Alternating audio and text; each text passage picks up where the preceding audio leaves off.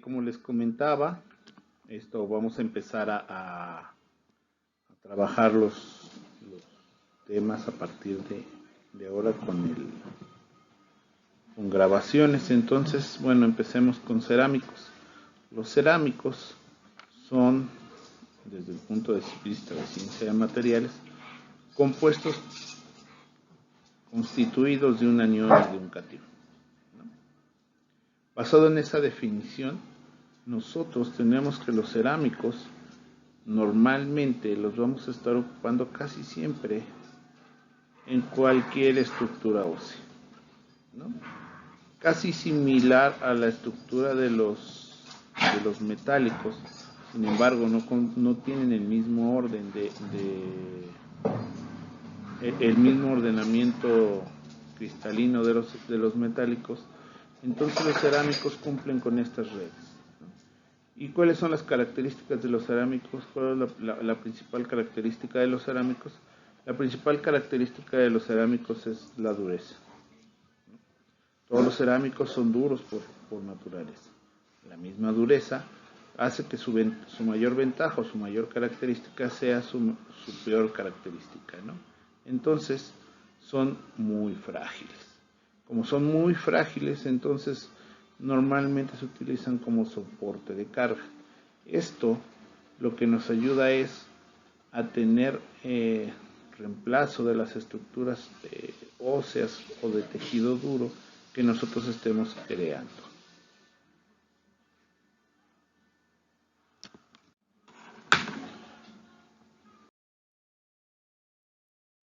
En esta diapositiva, en esta segunda diapositiva que les estoy presentando, vamos a ver que tenemos tres categorías de biocerámicos. La primera dice bioinerte o relativamente inertes, son absorbibles. Aquí tenemos tres de sus componentes: la alúmina, la zirconia o el carbón pirolítico. Vamos a ir viéndolos uno por uno, no se preocupen. ¿Sale? La segunda categoría de cerámicos es la bioactiva. Bioactiva o seminerte. ¿Sale? Y la tercera son biodegradables o no inertes. Por favor, chequen que en estos dos últimos tenemos hidroxiapatita.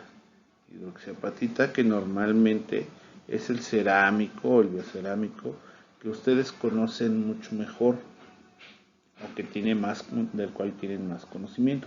Vamos a ver cuál pertenece a cada uno de estos grupos y entonces vamos a ver cuál es la diferencia.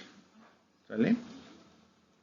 Nosotros en estas categorizaciones lo que hacemos es tener los reemplazos de tejido o los materiales que van a reemplazar el tejido. Para que nosotros podamos ir viéndolas, tengo que decirles que vamos a ir viendo cuáles son los que vamos a ir viendo en los bioinertes. En la categoría de bioinerte vamos a ver alúmina, zirconia, nitruro de silicio y carbono. Estos cuatro materiales que nosotros vamos a estar trabajando, que vamos a ver en este grupo, son materiales bioinertes y vamos a ver cómo trabajan. Se supone que ustedes ya vieron en el resumen que hicieron, vieron estas categorías, y bueno, vamos a ver un poquito de cómo se trabaja. La alúmina y la zirconia son dos de los materiales bioinertes cerámicos más utilizados en la actualidad. ¿Por qué? Por su dureza, ¿no? Son altamente estables, son altamente trabajables, tienen buena resistencia al desgaste. Si ustedes ven, bueno, tenemos aquí algunas propiedades químicas de los materiales, y entonces vamos a seguir viendo cómo es que estos materiales van trabajando. Vean el módulo de Young de cada uno de ellos el módulo de compresión y el módulo de tensión. Todos ellos están muy por debajo de la alúmina, ¿no? Entonces, la alúmina es uno de los materiales cerámicos mucho más utilizados. El carbono y el nitruro de silicio son dos cerámicos que tienen una alta resistencia a la abrasión. Entonces, básicamente, lo que nosotros utilizamos de esto es su dureza. Y tanto el nitruro de silicio como el carbono solamente se utilizan como recubrimientos. De hecho, una de las formas más actuales, más comunes de utilizar el carbono es como recubrimiento de estructuras óseas. Muchos de los famosos están recubriendo carbono, perdón, sus estructuras dentales de prótesis con carbono diamante, ¿no? Polvo de diamante, pero siguen teniendo una dureza muy alta. Entonces, ya les dejé su tarea, por favor, háganla. La siguiente categoría que vamos a ver son los cerámicos no inertes o reabsorbibles. Aquí, una característica muy grande o muy clara de este tipo de cerámicos es que son reabsorbidos por el organismo y reemplazado por tejido endógeno. Eso quiere decir que nosotros vamos a poner nuestra pieza y al tiempo, corto o largo, dependiendo de la pieza, el tejido o el organismo va a ir recuperando su estructura al fin de acabar con la estructura que nosotros pusimos. ¿Okay? Eso quiere decir que la interacción que tenemos entre el organismo y el material es una interacción de tipo química. ¿Por qué? Porque se va a estar degradando el material conforme va pasando el tiempo. ¿Sale? Entonces, tenemos varios representantes de esta categoría, pero los más importantes son los fosfatos de calcio. Los fosfatos de calcio, nosotros vamos a estar viendo que tenemos 7 categorías, ¿no? Si ustedes las cuentan van a ser 9. Y lo único que cambian es en el contenido de agua. ¿Sale? Contenido de agua, contenido de fósforo. Pero una cosa o una relación bien importante es la relación calcio-fósforo. ¿Sale? Si nosotros podemos entender que la relación calcio-fósforo es la más importante, esto es debido a que nosotros no podemos estar reemplazando cualquier hueso con cualquier fosfato de calcio. Yo sé que todo mundo, al decir voy a reemplazar hueso, todo mundo piensa en estos dos, en la hidroxiapatita, y entonces este 1.67 es la relación calcio-fósforo más buscada dentro de los biomateriales. ¿Por qué? Porque se supone que es la relación estándar de calcio-fósforo. Sin embargo, no todos los huesos tienen la misma dureza, tienen la misma estructura, ni tienen los mismos componentes. Entonces, por eso es que nosotros debemos de generar los fosfatos de calcio adecuados para que nosotros podamos plantar o reemplazar tejido óseo. Si ven, tenemos de estas 9 diferentes contenidos. Entonces no podemos estar generalizando a este 1.7. ¿Sale? Este 1.7 no es la relación única para los cerámicos. Esta relación calcio-fósforo nos sirve para ver qué tipo de estructura ósea vamos a ver, ¿no? Si ustedes ven, tenemos de la 1 a la 7, la 2B, la 4A, 4B, 6A y 6B, ¿no? Sé cuál va a ser su duda, pero entonces cuando nos veamos se la resuelvo. Estas 7 formas diferentes de fosfato de calcio van a depender siempre de las impurezas, del pH, de la temperatura de hacerse y de los autoajustes que nosotros debamos de poner. Si nosotros estamos tratando de cubrir, estos fosfatos de calcio son perfectos para recubrir, ¿sale? Y normalmente se utilizan como recubrimientos de implantes metálicos, válvulas cardíacas o cementos autoajustables, ¿no? La hidroxiapatita que nosotros utilizamos aquí es la hidroxiapatita no densa, ¿sale? Entonces, nosotros lo que vamos a hacer es buscar o reemplazar estructuras óseas, ¿vale? Y básicamente por estos recubrimientos. Vamos a ver la tercera y última categoría, que son los semiinertes. Aquí en la diapositiva están viendo la estructura cristalina de la hidroxiapatita. La estructura cristalina de la hidroxiapatita es muy compleja, no van a tener por qué aprendérsela. Sin embargo, véanla, es una estructura donde hay hidróxidos, fosfatos, calcios, oxígenos, hidrógenos, ¿no? Esta estructura cristalina es muy compleja, ¿vale?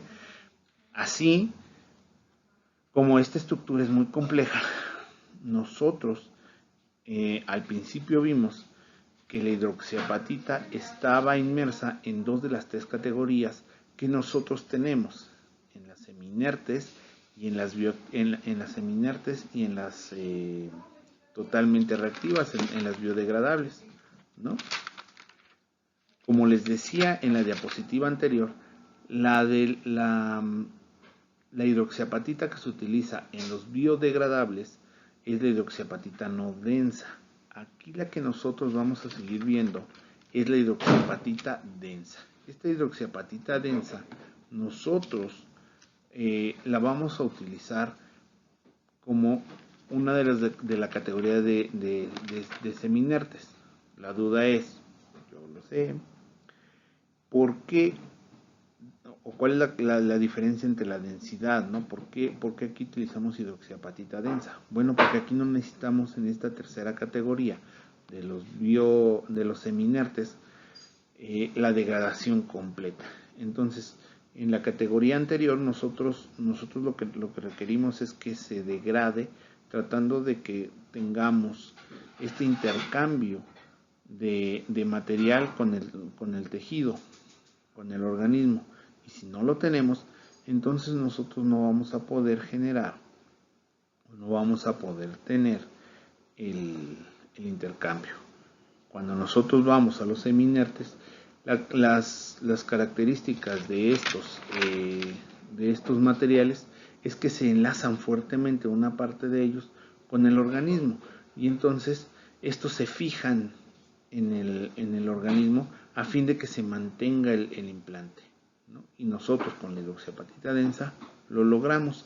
La hidroxiapatita densa tiene muchos beneficios, es biocompatible, es altamente estable, resiste muy bien a la fractura, pero tiene una desventaja muy presente. Por lo mismo de que es un material muy duro, su forma de manufacturarla es muy compleja y es muy cara, ¿vale? Entonces, por eso es que a veces se prefiere utilizar fosfatos de calcio en vez de utilizar hidroxiapatita, ¿vale? Otros de los materiales componentes de este último grupo de cerámicos son los biovidrios. Sí, no son vidrios ventana, ¿no? Si ustedes recuerdan sus clases de ciencia de materiales, un vidrio por definición es un cerámico, pero estos cerámicos son líquidos subenfriados, no son estructuras sólidas completas como nosotros las conocemos. Los vidrios ventana, los vidrios que están en las ventanas de su casa son este tipo de vidrios. Nosotros en estos vidrios ventana, viendo la gráfica de arriba, tienen esta caída, ¿vale? Esta caída del vidrio ventana es la que nos permite generar este tipo de estructuras transparentes en donde ustedes van a poder tener esa resistencia. Nosotros aquí en biomateriales utilizamos los biovidrios. En la tabla de abajo ustedes pueden ver la composición de dos tipos de biovidrios. El primero,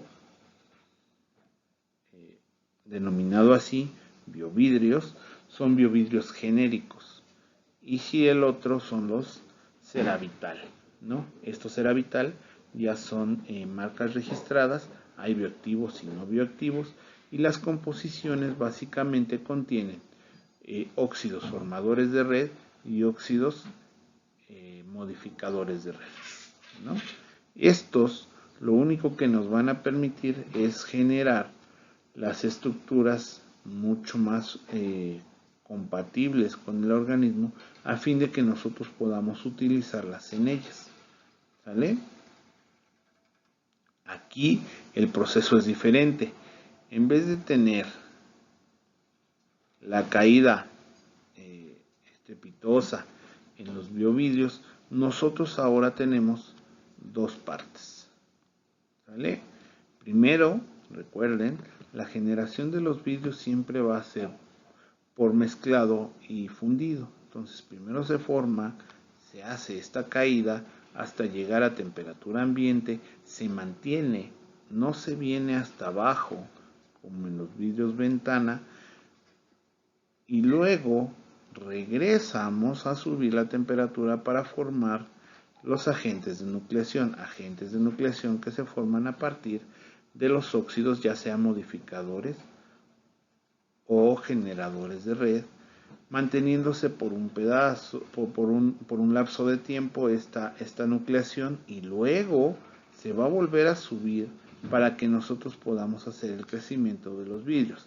Este crecimiento de los vidrios es cuando nosotros obtenemos las estructuras que deseamos, y a diferencia del vidrio ventana, que como les decía, cae en línea recta la temperatura porque es un líquido semienfriado, nosotros tenemos una pendiente en donde esta bajada de temperatura nos va a generar la estructura que nosotros deseamos a temperatura ambiente, ¿no? A temperatura ambiente.